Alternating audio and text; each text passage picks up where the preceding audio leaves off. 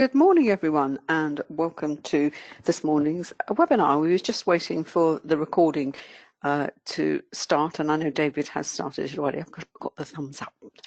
Anyway, right, this morning, to be honest, given that it's a holiday week and liquidity's been a bit sort of, up and down, as it were, not sure what's going to happen, whether there's going to be anything interesting to look on the charts. But actually, having looked at the fundamental data, I think we're going to be in for some lively price action, certainly just after 8 o'clock when we've got the PMI data coming in. But before we start, as usual, may I draw your attention to the disclaimer or risk warning that you can see on your screen. As you know, this business can be very risky, so please don't even think of using money that you cannot afford to lose. And apologies, I'm just fiddling around with my headset to make sure that you can all hear me. David, can you hear me okay? Fine, brilliant. Okay, I'm just looking down the list of attendees. I can see some of you are quantum users, so you're all welcome. Some I know are on our forex program, and I see a few new names. So for wherever you come from, wherever you are, as I said, it's lovely to have you join us this morning, and let's see what the market delivers. All right, here am I. This is me, forgetting who I am and who I'm with. My husband is sitting across me, David, and we will be looking at the markets through the prism of a volume price analysis, which is the methodology that he and I have been using, well, ever since we first started in this business trading, almost 20 years ago now. But that's only the technical analysis part. We do incorporate that into what we call a 3D approach to understanding the markets, understanding the price action, and that includes the fundamental news, the related markets, and which is equities, bonds, and increasingly, I think we probably have a fourth strand to that, and that is the political element as well. They all seem to be getting jumbled up at the moment. If you've not come across the approach that we use and that we write about, you can actually now get all of this information up on Amazon. This is what we call the box set. It's the digital box set which pulls all the strands together, and it's $9.99. I think we talk about politics in there anyway in the 3D book. Yes, we haven't. There is in drama. There's something called the fourth wall, isn't there? It's where the protagonist turns to the camera and speaks directly to the audience. So I think the fourth wall in this business is the politics, and that's quite well. And the politicians are talking to us. We've actually got politics a little bit to consider today, especially to do with China, and then anything to do with China to do with the Aussie dollar. And I've got a trade to go over with you, certainly on the pound Aussie from yesterday. So there we are.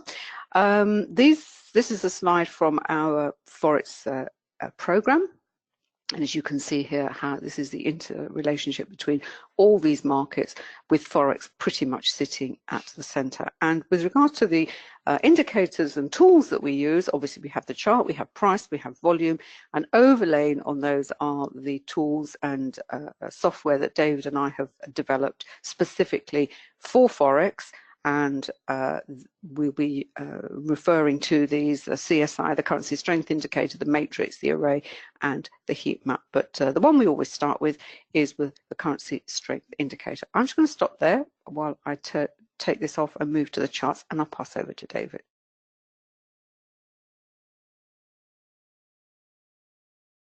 Thanks, darling, and a very warm welcome to you wherever you are in the world. I hope it's as nice as it is here in the UK. It's a glorious spring morning, and it's been warm this week, so it makes a nice change for us from the long winter months. Great to have you with us today. If this is your first time joining one of these webinars, you're more than welcome to ask questions. If they're short questions, then we will tend to answer them in the chat box, but if they're longer questions, then we'll be happy to answer them on air for you.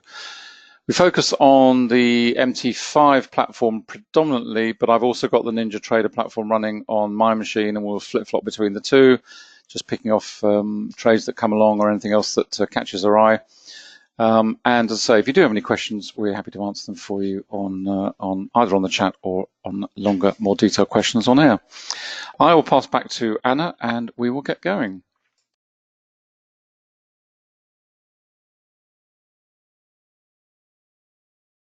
And just a quick look at the economic calendar. In fact, from the economic calendar, also from yesterday, because the one item of news which has really given the market a lot of some buoyancy, or a continued buoyancy from last week, in the sense that it's a risk off, and that is the GDP number from China. Now, the Chinese data, we haven't talked about this for a long time actually. Chinese data is, shall we say, somewhat, I don't want to be careful what I say here.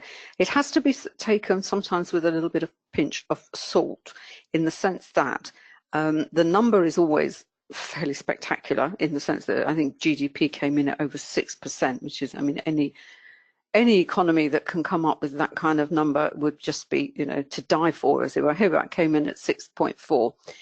The more realistic figure it is suggested is probably what, 1.5% off that, David. But even at 5%, I mean, that's extraordinary. That's really important because, as you know, the other major economies, Europe, in particular Europe, was teetering on the are they in recession? Things are not looking good, and it's not all to do with Brexit. And you also have to remember, as I said, this interconnectedness that we have between the global economies is, in fact, Europe is much more dependent on China. It's their biggest export market, much more than the US. So this number was the number that's cheered everybody up from, it's a carry-on from last week, which was a very positive week for the indices, all reaching new all-time highs. And that has a spillover, it has an effect on the different currencies that we look to trade. The closest currency to Chinese data is the Aussie dollar. And it's quite extraordinary. I think the Aussie, Australia has not had a recession for 24 years, is it, David? And that is really down to the fact that it just exports everything, all its raw materials, practically all its raw materials, to China. So you can see this. The relationship, it's a very delicate relationship. You know, if one goes to, if China, really does slow down, and this is just the final hurrah in this cycle that we've got, that we're in at the moment, where things are just pushing forward, and we have a serious correction, then it's going to have an impact on the Aussie. Right, there's other Aussie data that we've had already, but this is the data that we want to talk for today, because most of us trade intraday, so we have to know, this is all great background stuff, and it's great to know all the relationships and the correlations and how they all affect one another. But today, this is what we're waiting for, 8:15. These are the PMI numbers, and we can see here, you read fundamental data in the same way that you read technical a technical chart. A nice thing about Forex Factory is you can pull it up like this, and you get a graph, you get a chart, and 50 is the line. Above it is considered an economy in expansion. Below, then things are not looking so good, and you can go back and you can see if there's a pattern, if there's a trend. As I said, you read it in exactly the same way. This is for France.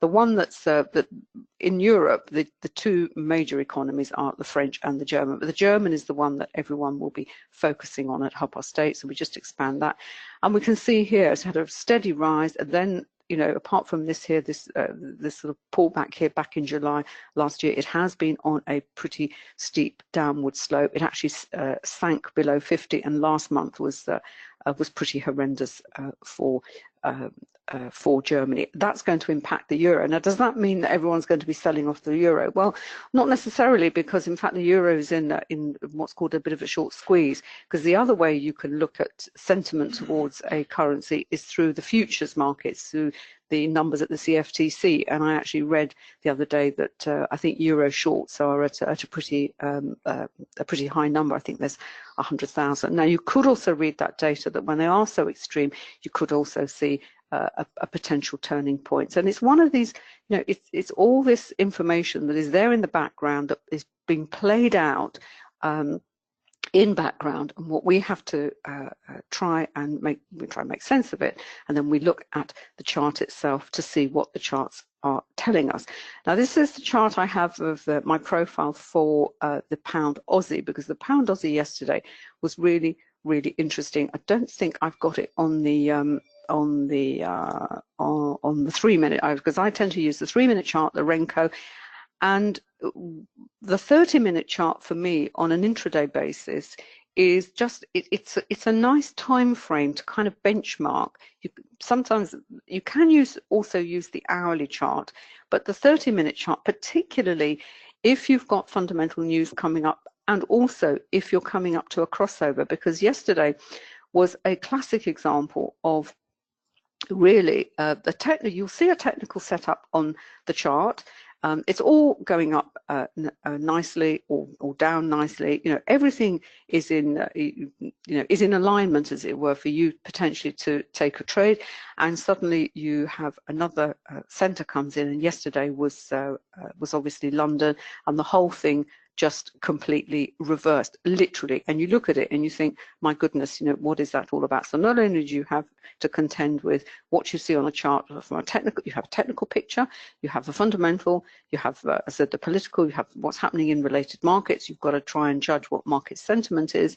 You've also got to factor in what we call these crossover periods, and we're just coming up now to the London session. Now, what I actually started with yesterday, you can catch up on my thoughts on this over at my Facebook page. It's called Learn.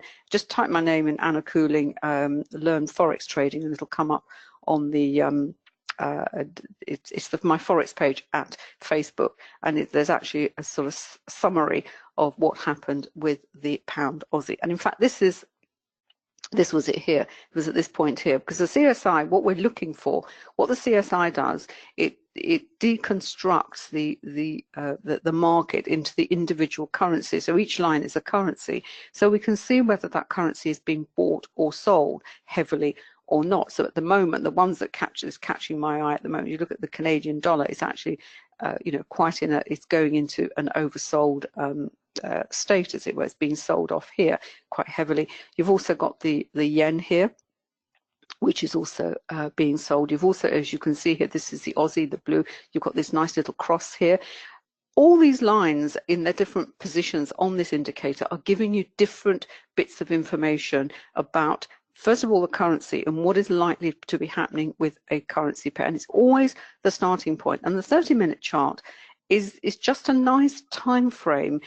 It's not too far out for intraday trading, and you can say, oh right, what's happening on the 30-minute chart? Now, when you go down to the faster charts, then you'll be able to see the faster charts may be able to give you a potential point of entry. So, for example, here we've got the Canadian selling off. On the faster charts, is it still, is there a potential to join that trade, or in fact, are we looking at a potential reversal on the Canadian? And then we would go and look at what we call the matrix for that currency, all the Canadian pairs, and see perhaps where there is going to be the best opportunity. And that was also interesting about this indicator. That's just at one level, but it's a much more subtle indicator, because when the lines are moving in the same direction, you can see here, you've got the dollar and the Canadian, the dollar's moving down and the Canadian's moving down. That is also telling you that this pair is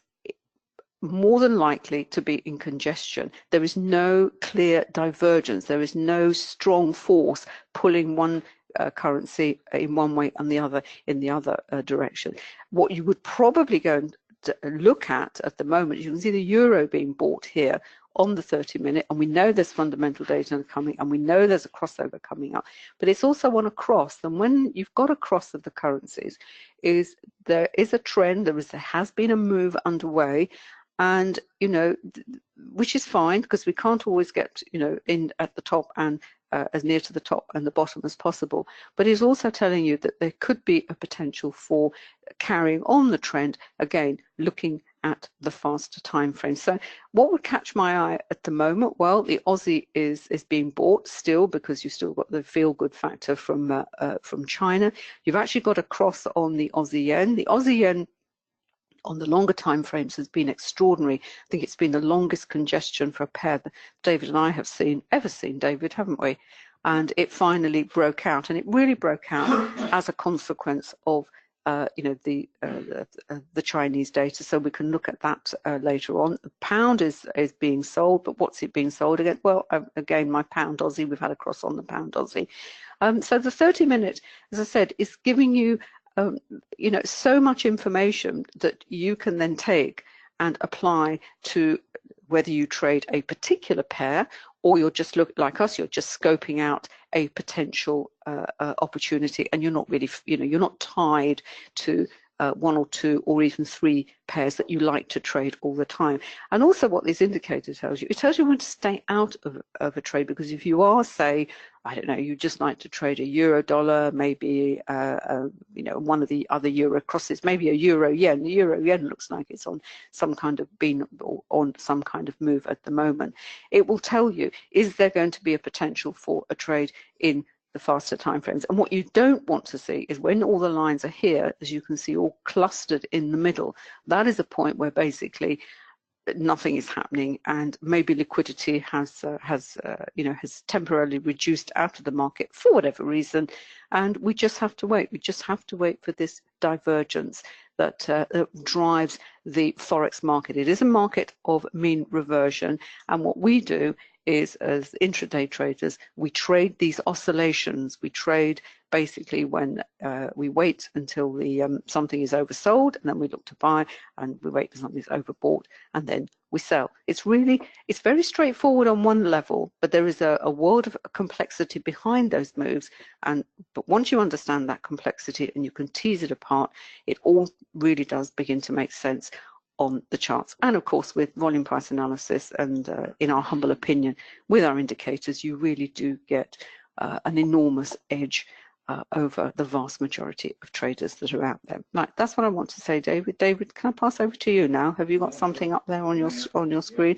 I'm going to have a look at the Canadian, see what's if there's how much more of a sell there is on that.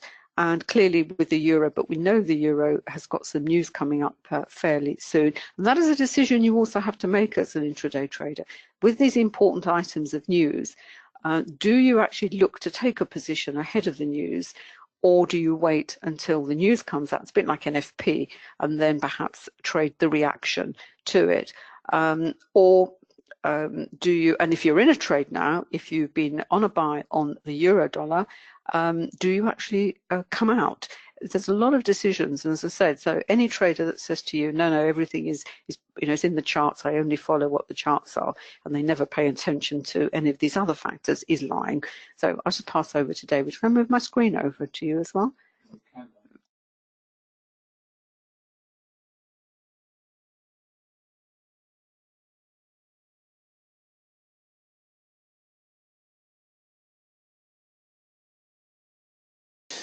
Just switch screens. You should be able to see mine now, hopefully. I've got Ninja Trader up. Just move the chat box out of the way. I'll slide that down there. Interesting, Anna picked up on the Canadian dollar, because that's the one I've been following on the Aussie CAD just while she was talking over the last 10-15 minutes or so. Just to give you a heads up on the time frames, basically along the top we've got the 1 minute, the 5 minute and the 10 minute. And down at the bottom, we've got the 30-minute, we've got the Renko running for the same pair, and down here we've got the daily. So we've got a complete array of time frames.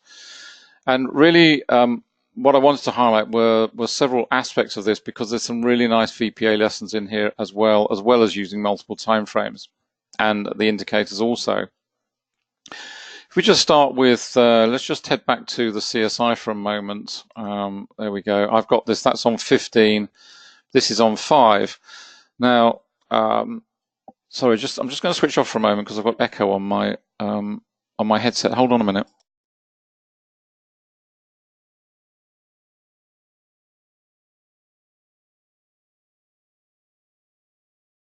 Apologies. I think that's a bit better now. Anna mentioned the Canadian, and you were looking at it there on a 30-minute time frame. But what is actually delivering right now on a 5-minute time frame is that reversal. We see it get to very heavily oversold on the 5-minute time frame, and now it's rising very strongly. And equally in terms of the Aussie's got into overbought, and that's starting to sell off. You can see the euro here, that's the same, that's starting to sell off. We've got very strong buying in the Swiss franc at the moment, and we've got very strong selling in the Japanese yen, this magenta line. And the reason I highlight that is because what's happening on a 5-minute time frame may well be very much at odds with your perspective from a 30-minute time frame or an hourly time frame.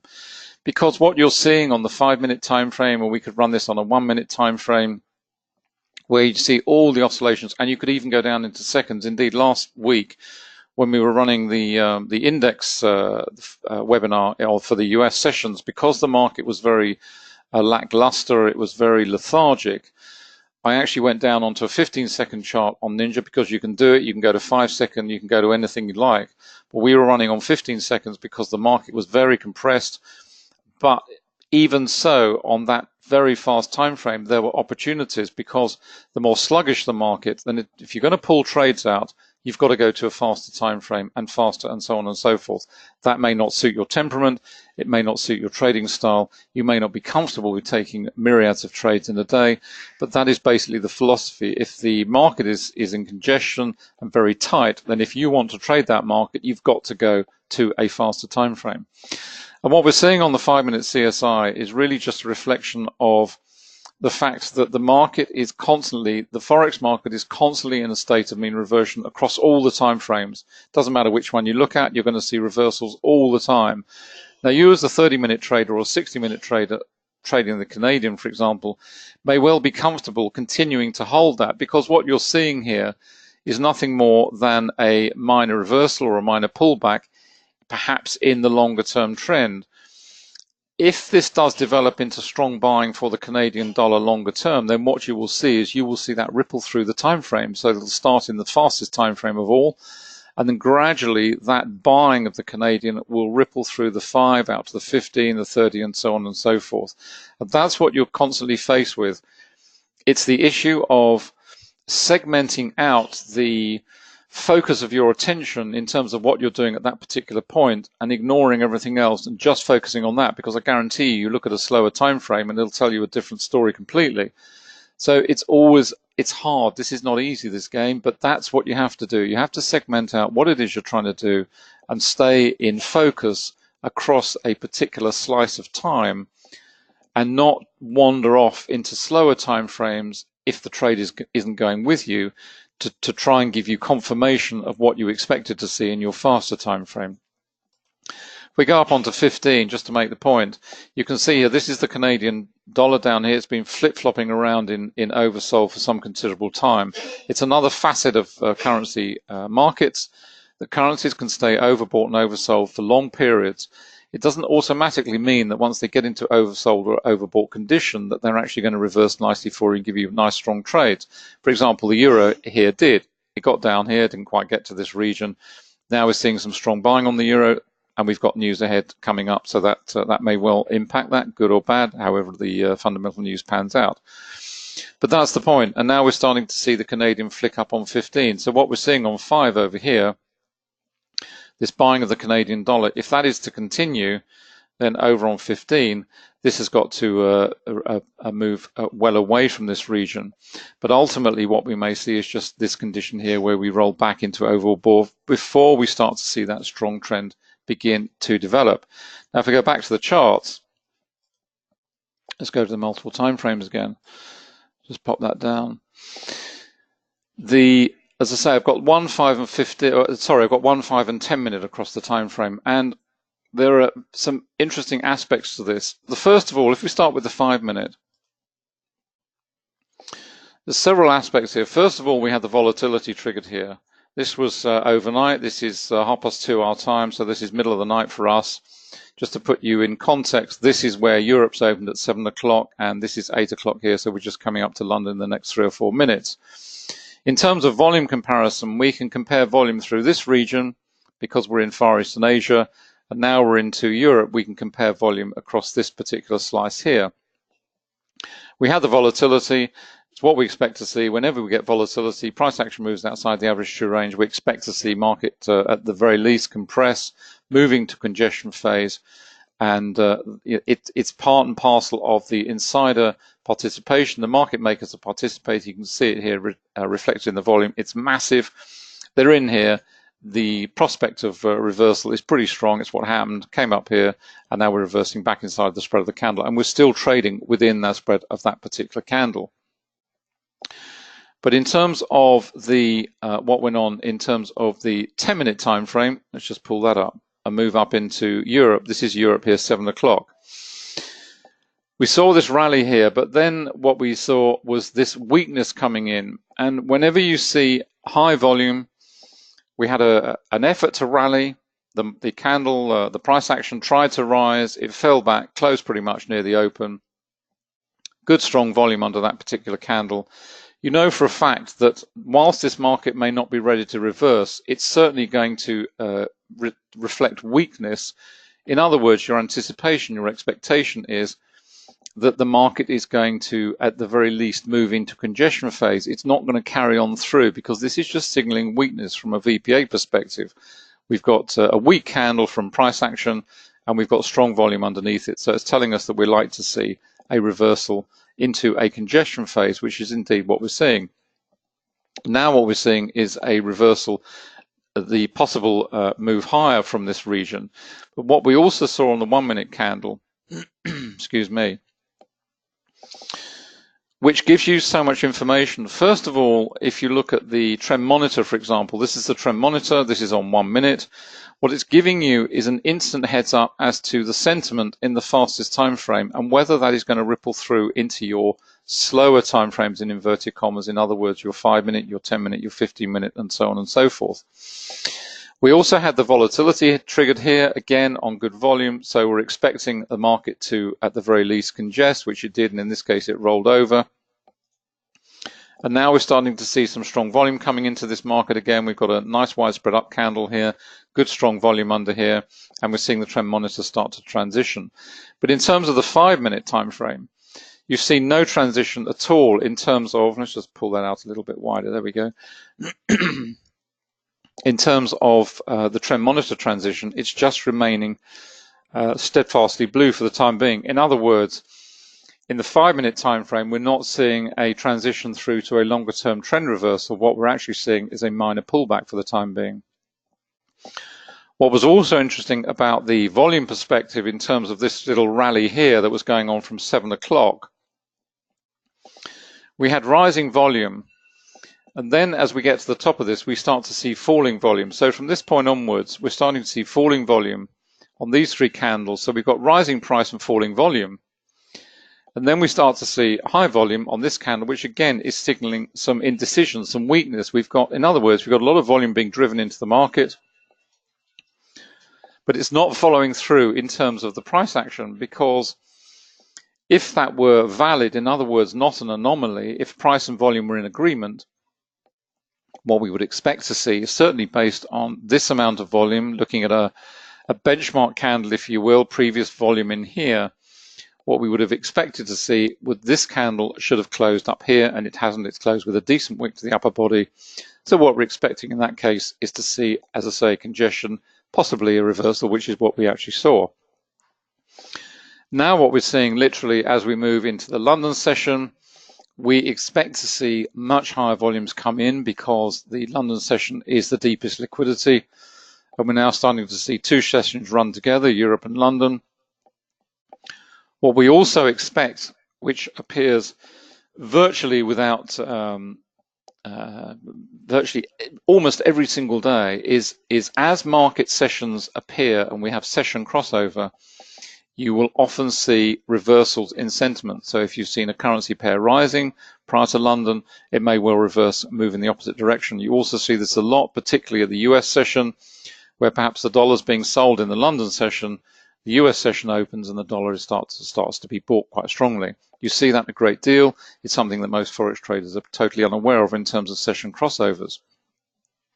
But as I say, what we're seeing here, we're now starting to see this volume come in and some weakness on that particular candle.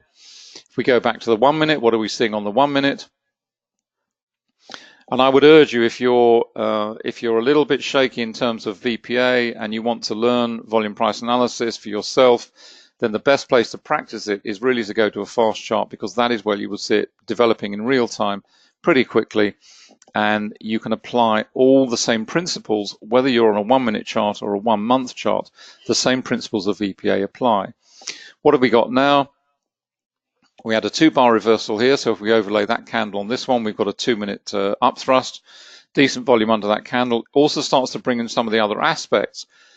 We've got some price resistance overhead here. This is this dash blue line is on the accumulation distribution indicator for NinjaTrader. It's basically working on price. It's laying out those levels of potential resistance or potential support purely based on the price action. And it's very sophisticated in the way it works, because the thicker the line, then the greater the number of times that particular region of price has been tested. Now, in this case, you may not be able to see it, but this is a 5. This has been, in other words, this level of price here has been tested repeatedly 5 times.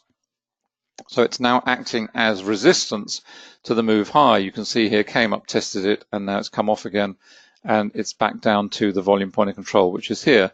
Below us, we've got a less strong region here. This has been tested 4 times as a platform. If we go down to test that, then that's got to see volume to drive through there. Below it, we've got these minor levels. These have been tested once, and this level down here has been tested twice. Support and resistance is all part of volume price analysis, but using the indicator, this is the accumulation distribution on NinjaTrader, but for those of you who've got the MT4, MT5 platform, it's exactly the same principle. It's the dynamic support and resistance indicator. In that case, it works either on the dash line or it prints in a solid line where you've got stronger areas of support and resistance working. The other thing that this chart is also telling you is that we're trading around the volume point of control for the time being. So you expect congestion.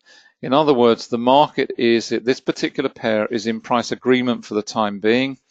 The volume point of control, the yellow dash line, signifies the greatest density of volume on the chart. You can see it here, it's right out to here. So this is the region where price, time, and volume have been in consolidation for the longest time. When you're looking at volume and price here on this vertical relationship, you're looking at it from the perspective of purely volume and price. When you move to the volume point of control here, what you're actually doing is bringing in the time element, because what the time element does, it then displays the volume profile, the volume histogram of all these regions of volume up and down the chart. In other words, where the price action is likely to run into difficulty or find an easier path through the price action. Because you can read volume in exactly the same way as you would read price, support, and resistance. So where we come down to these low volume nodes, we've got low volume up here, we've got relatively low volume here. So when the price reaches those areas from a volume perspective, you would expect it to move through fairly quickly for 2 reasons. First of all, the market's not paused there before, so the market doesn't consider those regions as important. Secondly, because there is light volume there, then you would expect the market to move through pretty quickly. And that's the anticipatory nature of trading. It's trying to anticipate what is likely to happen next. And the volume point of control delivers that from a volume perspective as opposed to a price perspective. But using the 2 indicators in conjunction, you've got both on the chart, so you have all the information there. Just pop that down again. So see what's going on in terms of 5 minutes. Okay, we've got a kind of 2-bar reversal here, not quite as clean as the other one, but certainly some weakness there. You can see there we've got more volume coming in. This is 8 o'clock, so we've now got the first 5-minute candle, and then we've got our second one will be building shortly. The reason that the volume is not displaying under here is because I've got it switched off at the moment. On NinjaTrader, you can toggle it on and off to either show on the as it's building real time or when the candle completes, and I've just got it off purely because I've got so much data coming in. Plus we're running a live webinar as well, so I just want to make sure that that's the case, that I don't slow the system down. But what we're seeing right now again is weakness starting to develop, and you can see that also on the trend monitor. The trend monitor was bright blue up until this point. It's now starting to pick up on the fact that this trend is getting pretty weak. It's starting to develop bearish tendency. And that's what you see in terms of the transitional colors. We've gone to dark blue. We've got a dark red appearing now. Sometimes it goes straight through into red. Sometimes it doesn't. You can see here we've had transition here on the 1 minute. We didn't have all the transitional colors here. We went from bright blue into dark blue, no dark red, went straight through into bright red on that particular occasion.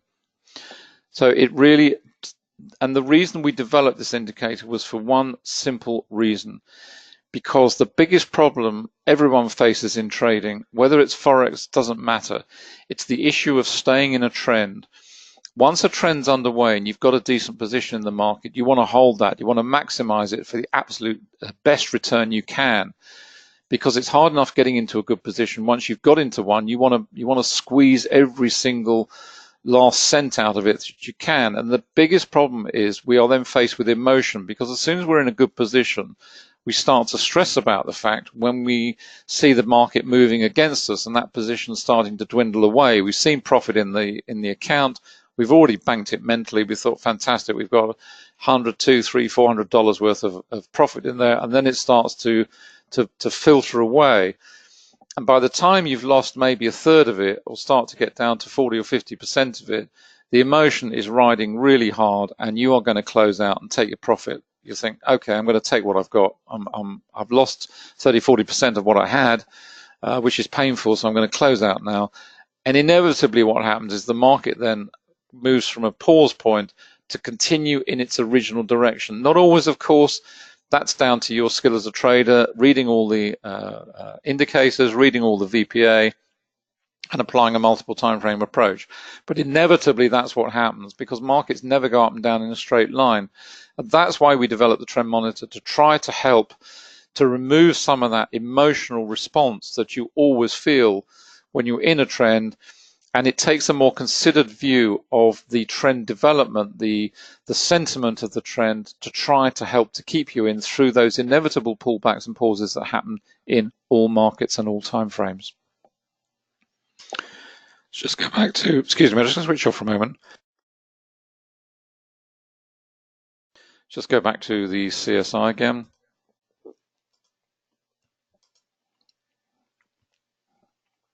Let's go back to 5. And we were looking at the Aussie CAD. And you can see there, we're starting to see the CAD is flattening off. The Aussie, there's no great strength there. The pair that will really be moving right now is certainly the euro. Some strong euro selling.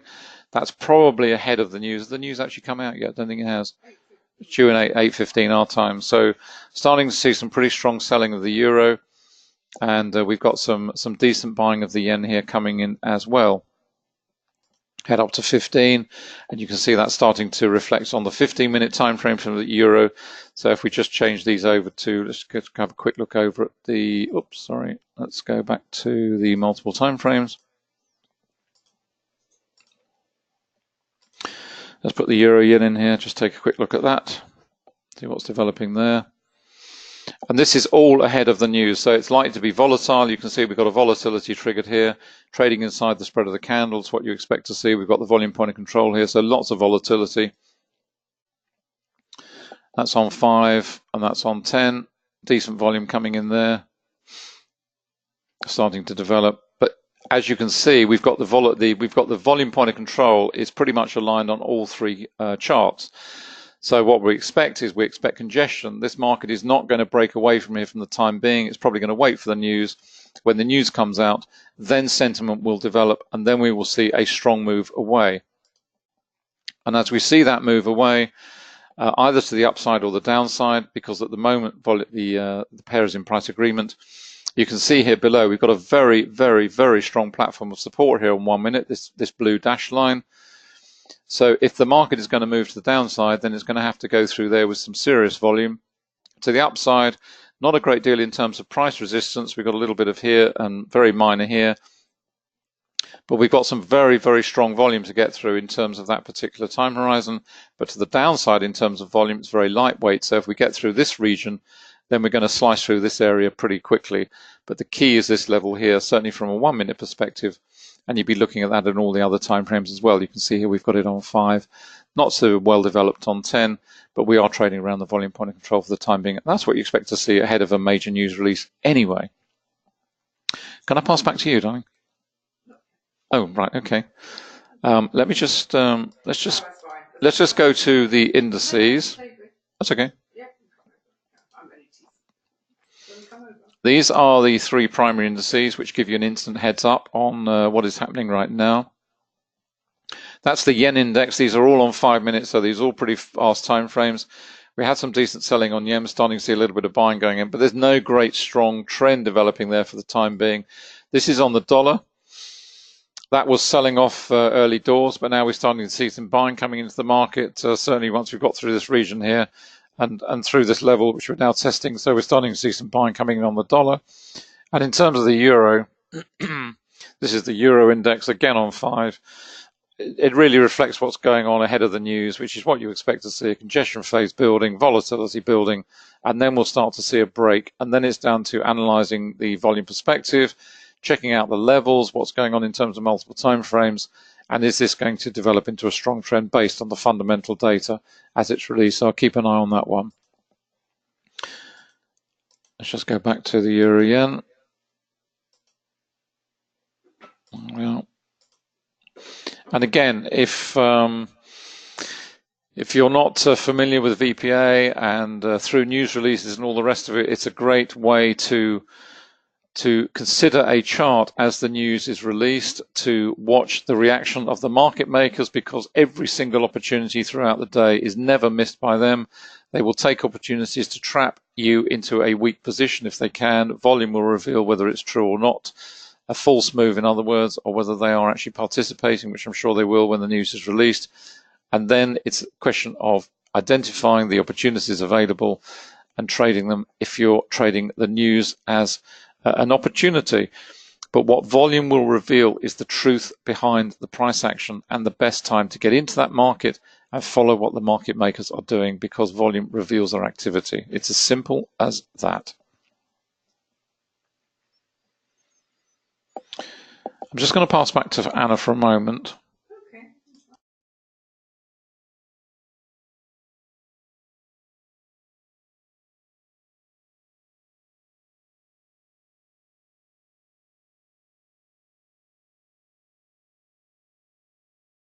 While David was speaking, I've actually got the euro dollar up on my profile. I've actually got the 10-minute CSI here, and we can see the move that's been developing on the as you can see on the 3-minute chart. And this is what I meant. This is what I was saying. You know, you would see this. We've had the London Open. It's great. You know, great. Oh, fantastic. On the 3-minute chart, it's got it's around the volume point of control, but because the market is waiting for this news, I think it's obviously come out. This is the kind of decision that you have to. Well, first of all, you have to be aware of the significance of the news releases, and there's also something else about news releases, and that is.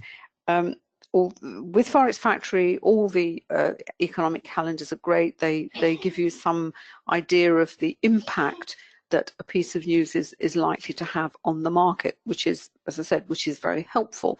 However, just because a piece of news release is given a high impact status, it doesn't always mean that it is going to hit the market in a very impactful way. If that item of news is being disregarded by the market because it's, you know, because of the economic cycle and the business cycle. Just to give you an example, until very recently, about a year or so ago, 18 months or so, until the Fed started to seriously raise interest rates, whenever the interest rate decisions were coming along, they're all flagged as tier 1 red flags, high impact. But honestly, the market knew that, you know, interest rates, they weren't going anywhere.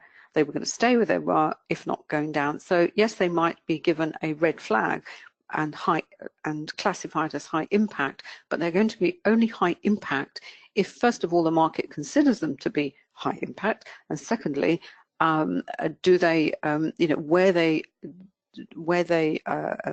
appear on the particular economic and business cycle. So this is the first of the PMIs. This is the French one, which is you know, no disrespect to the French, is important, but it's the German data that will really carry the you know, the weight, will affect the market. Now, what's happening from a trading perspective is this.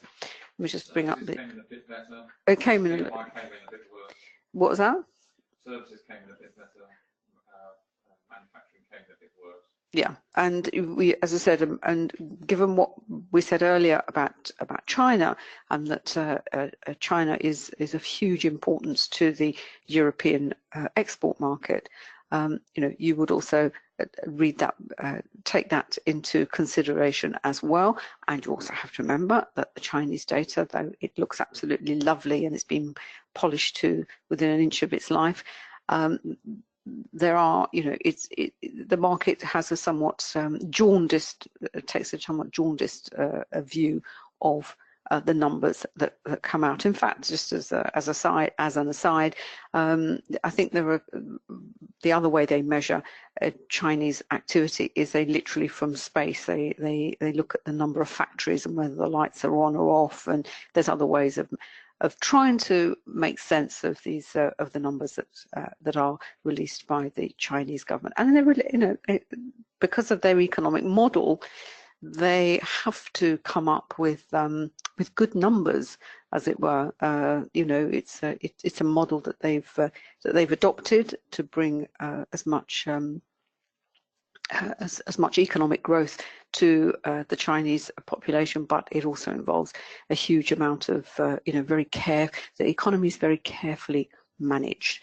Right, so what are we seeing here? So we've had a little, go back to what we were looking at earlier. When we looked at that cross on the 30-minute CSI, we're actually looking at this level here at 12.92. We can see here we had some effort to rise, then we had a pullback. Now, the other thing we have to remember with volume is that you have to read it in its relative in context to the session that is currently underway. And you can see here all the volume bars have been really squashed down because of the volume that suddenly rushed into the market on the first of all of London, and now we have the release of the news. Now, when this volume wasn't there, this did not invalidate these the histogram that you see here. You just have to first of all bear in mind that this was in the Asia session, the beginning of the Europe session, and which is why it's all been reduced. It's the participation level. There just aren't there are not as many traders in this particular time zone, but it doesn't invalidate the analysis of using price with volume. It was a lot easier back in the day, I have to say, when it was 24 hours, it was a fixed open, a fixed close, and it was all much more sort of consistent as it were. But we don't, the world doesn't work like that anymore. We do have these 24-hour markets. So what have we got at the moment? We have we have horrible, I won't say horrible, we have volatility, as you would expect, a lot of racking about. It's still around the volume point of control. This is what's going on here. But to go back to what I said before, where we had that cross, it was this bounce off the 1292 level.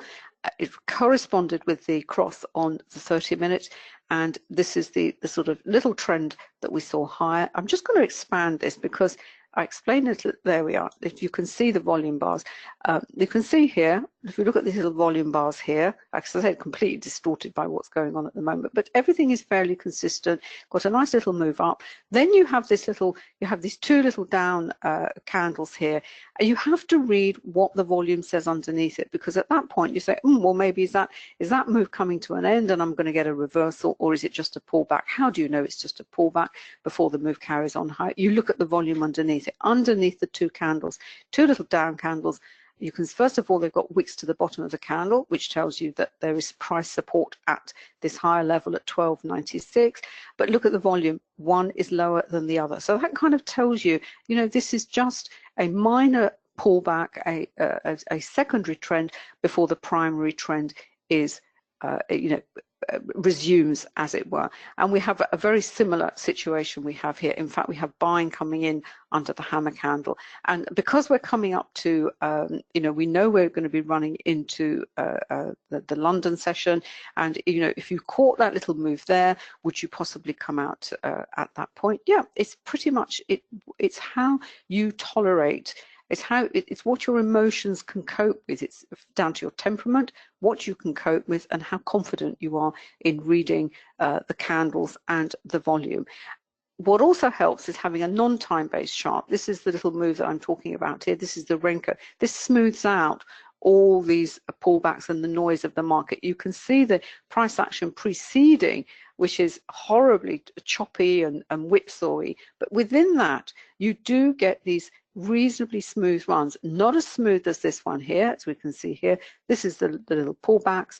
And with the Renko, this is actually set at quite a fast Renko. I'm using the ATR version of the indicator, which I basically left it to the system to decide what the brick size should be. So I've not had any input into the values. Then you can, with this indicator, you can do it either way. So you could set this to 3 pips, 5 pips. Somebody wrote the other day and asked, could they use a Renko one to kind of really smooth it out and on a daily? It doesn't work on time. It works on pip value. So if you wanted this to go over a very long, a long period of time, a bit like the old point and figure charts, the one that looks like circles and crosses, you could set this to 20 pips. It's up to you. But if one of these isn't going to form until 20 pips has gone through the market, you're going to have to be very, very patient. And it has all sorts of implications for stop losses and what have you. But generally speaking, the Renko charts, as the tick charts, they tend to be used for the faster timeframes and to help smooth out the noise that you can see on the time charts. And you can see here the way, because we've got, we're seeing the price action because of the news at the moment. The way we've developed this indicator, as I said, gives you the fixed value option or the ATR version. With the trend dots that you see here and the trend monitor, they really work very, very well in tandem. The dots are obviously red. Grey is for it's congestion or consolidation or no clear direction. But really, when everything lines up in terms of the bright blue or the bright red, there is a potential for a trade. But you have to also look at what the time chart is doing, because this is also a very, very heavy consolidation period. So you don't look at it in isolation, you also look at it on the time chart. Now, what's interesting here with the time chart is we've got this ton of volume coming in. You've got volatility there, then great big wick to the top of that candle. The first reaction is straight back into the spread of the candle. Now it looks as though it wants to have a pull away from the volume point of control. It's a volatile trend. In our program, we talk about trends. We talk about a trend without volatility, a nice smooth trend that we see here, or a trend with volatility. Both are tradable, but clearly the risk on those trades are very, very different. The risk profile is very different, and also where you would put your stop would be very, very different, because in a trend with volatility, a very spiky trend, either up or down, you're going to get a lot of whipsaw, and you're going to be stopped out a lot more, many more times. Now, what's interesting here is got this attempt, seeing this attempt to pull away. We've got another 5 minutes before the German PMI data comes out, and we just have to, what's to say what's going on? We'll have to wait and see. From the volume perspective, there seems to be a lot of price support coming in here, and the selling pressure is not. These volume bars have to be much higher to sustain this downward move. Now, they may come in as soon as the news is released. We will wait and see. Now, what the Renko does here, this is why you get this change in color all the time, and it will also help to explain what is going on. And you can see here it actually changes in real time. We always get questions about this. Does it repaint? No, it doesn't, because what it's doing is it's certainly on the Renko, which is purely price based. It is actually telling you what is happening in real time. It's picking up those very granular price action that is going on at the moment. It's very red. It has to decide this in between color that we have here. between the bright blue, as I said, this it's not quite bright red, that there isn't enough of a selling pressure to move it further down. And in fact, if we look at the volume, you can see that. Yeah, you can see that. That first of all, that should close down here as a down candle. You've got a wick to the bottom of the candle, which tells you there's buying coming in, and that is what is being picked up on the Renko with the trend monitor. So it depends how confident you feel overall in trading through these releases. There are traders who do. I won't pretend that they're not, because they understand what they're seeing on the chart, and they say, hey, you know, when you get volatility is the compression of time. You know, things happen much more quickly. So if you can get a trade on, or you put a limit order in, then, you know, it's, as I said, it's pretty much what your temperament is and if you feel comfortable with it. Now, what's happening on the 30-minute, go back to my 30-minute, this is interesting because we've had a volatility candle triggered on the 30, and we're coming up to 8:30, and it's quite a coincidence, quite an unusual occurrence today, because we had a news release at 8:15 and we've got one at 8:30 for the same you know, the same data, which doesn't, I never see, that doesn't normally happen, does it?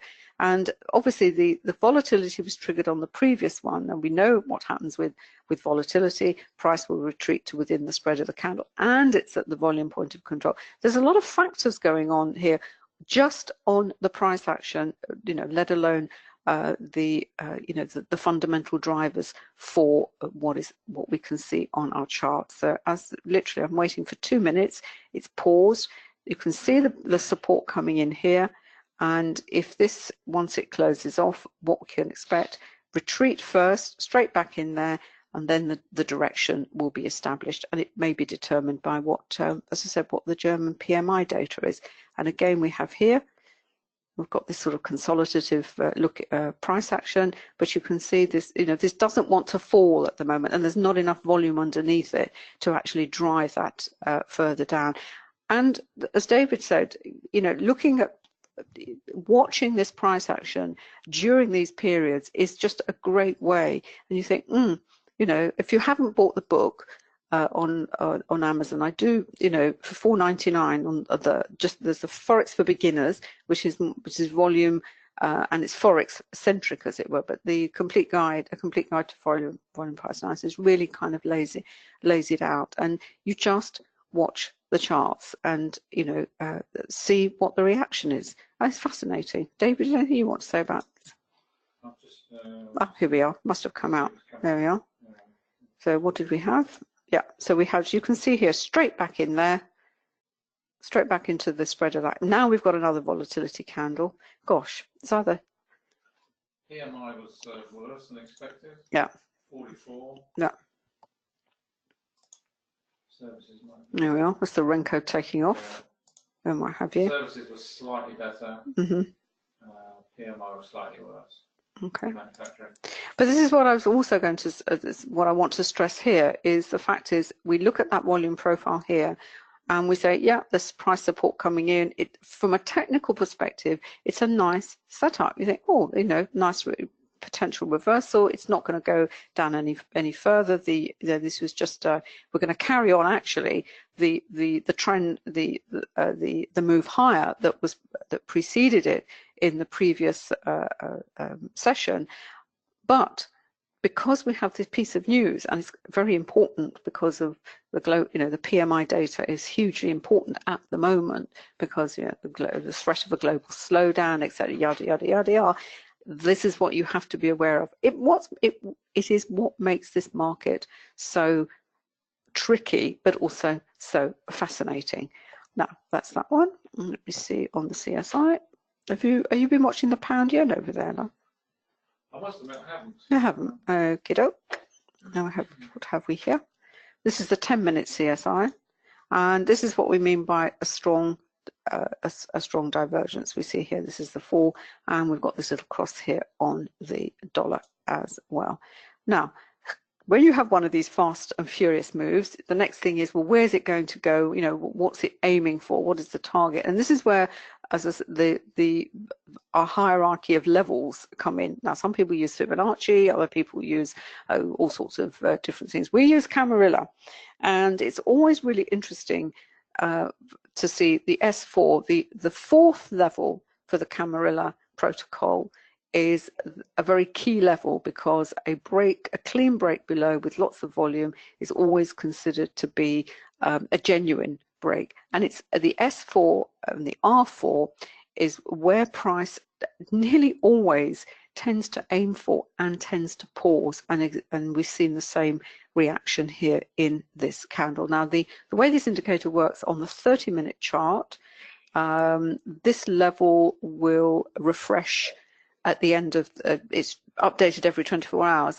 On the hourly chart, I'll just move on to the hour. Here we are here. You can see we don't have the S4, we have the S3.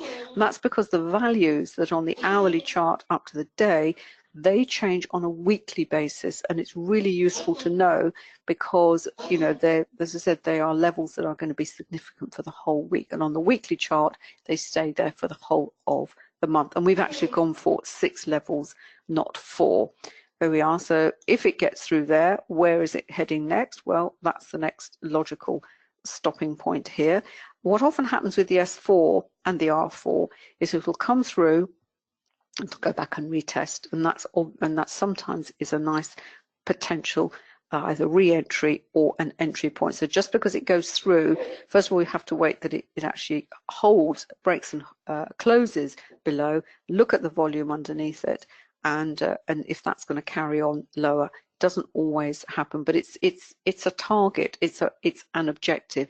And what also helps you keep you in is this. Now, you could argue, you could go back and say, well, actually, you know, look at that there, all that volatility that we've seen. We've got this huge volatility now here because because on the time chart, you could argue, say, well, okay, it went there, and you could say, yeah, that's it, and see how far that's going to go. And because the Renko doesn't care about time, all it does is look at the price action. And in fact, is it going lower here? Let's have a look. Let's have a look at the 30.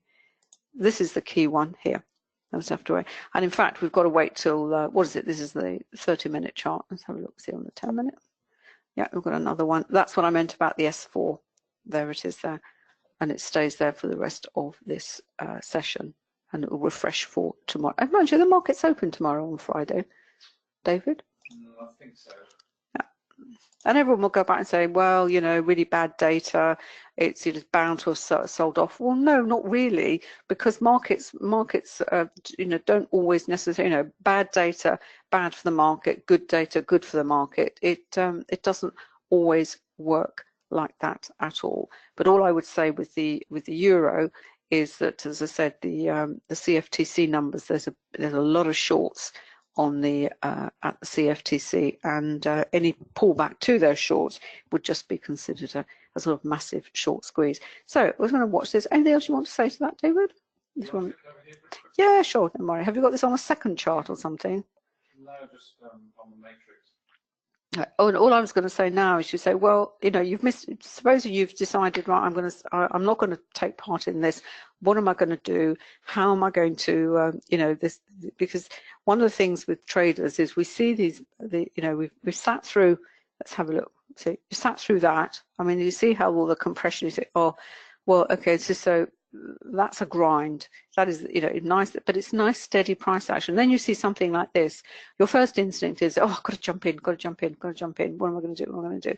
And this is where you really have to be very, very calm and just hold back and really just wait to judge. Is this move going to carry on lower, which it may do, and you have to use one of the other charts to see where is the point of re-entry. And in a big waterfall, if this is going to go into a big waterfall, what you want is, you don't really want to see a candle with a wick to the bottom. What you want is a candle where it'll be a down candle, but it's got a big wick to the top, because that is selling pressure. And here we have some price support coming in, and we've got volume falling as well. And you've got, you know, as I said, with the CSI, if we move here, let's expand this. Where's the euro? Let's move down to the 5 minutes and see.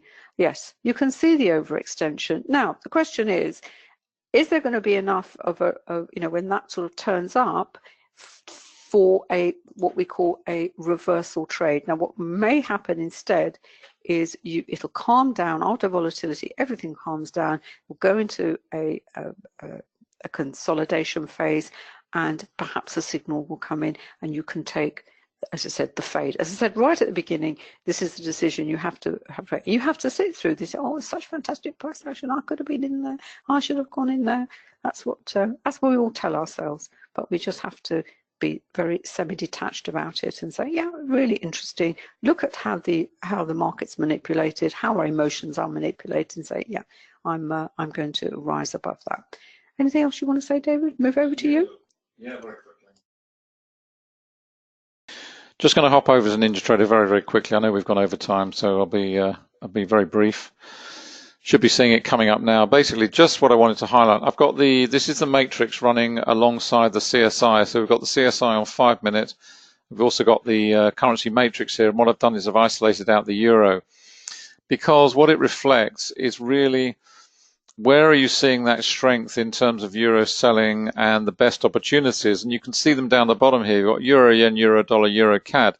Those are the strongest trends, and that reflects what's happening on the CSI. This is the selling in the euro. This is on 5, and you've got the Canadian, you've got the dollar, and you've got the yen. These are all climbing. So you're seeing strong trend there on 5. What you're also seeing in terms of the matrix, these guys in the middle here are ranking mid-table, because the euro and the Aussie, these two are moving in tandem. In other words, there isn't a strong trend there.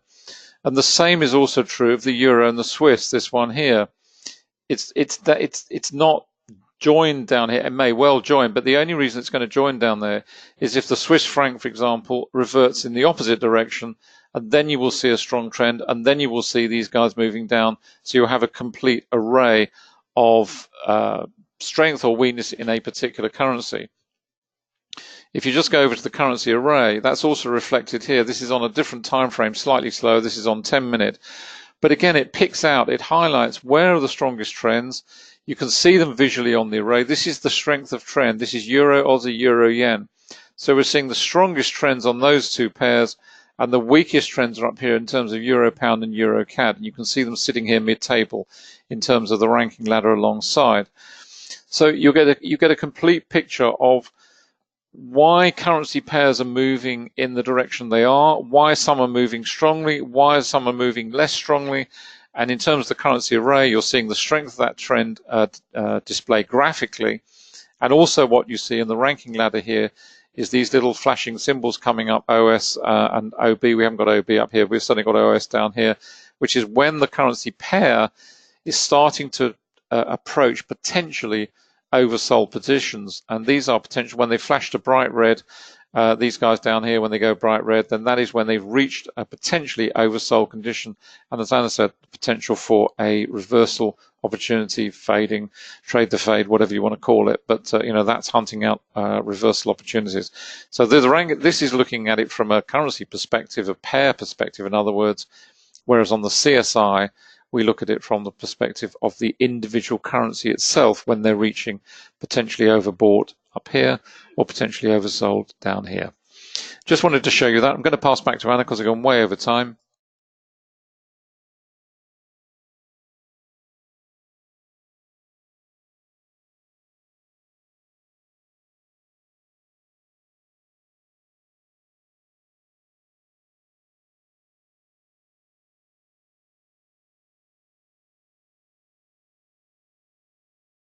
It helps if I put my microphone on. As I said, if that wasn't enough, at 9:30 we have the retail sales, which last time came in at minus 0.3. I think it was also Brexit. Everyone was fed up and didn't want to spend any money and what have you. But the retail sales for the UK, that always produces some interesting price actions. As I said, a lot going on, and then not much until we've got the Canadian sales, and then we've got US retail sales, and then it really kind of goes off into, then we really go into the holiday sessions, as it were. We're back at 1:45, aren't we? 12:45. So we'll pick up on what's been happening, certainly with the euro, and this is exactly my point. On the 3 minute, is it? volume reducing, consolidation, and this is where you really do have to, as I said, don't be spooked by the price action that you have seen, and first of all, don't be upset that, oh my goodness, you've missed it, and just sit there and be like my husband David, as a fisherman. He just very lots of patience. Not like me at all. And this is the S4, as you see here, hasn't, well, we've got another 20 minutes or so, it hasn't actually closed below it. This is the buying that we're seeing here. The spike at the bottom of this candle on the 30-minute is now what we're seeing, this little reversal trade. It might be, listen, if it's your thing, if you're just looking for a few points, a few pips, it could be your thing, or you could say, no, you really just want to wait till calm down. Maybe the euro is not your preferred currency. You could, maybe you prefer more the pound. The Renko, interestingly, is just saying, it's not showing anything. It's still showing downward move. That's also calmed down. You can see the bricks are sort of going all over the place.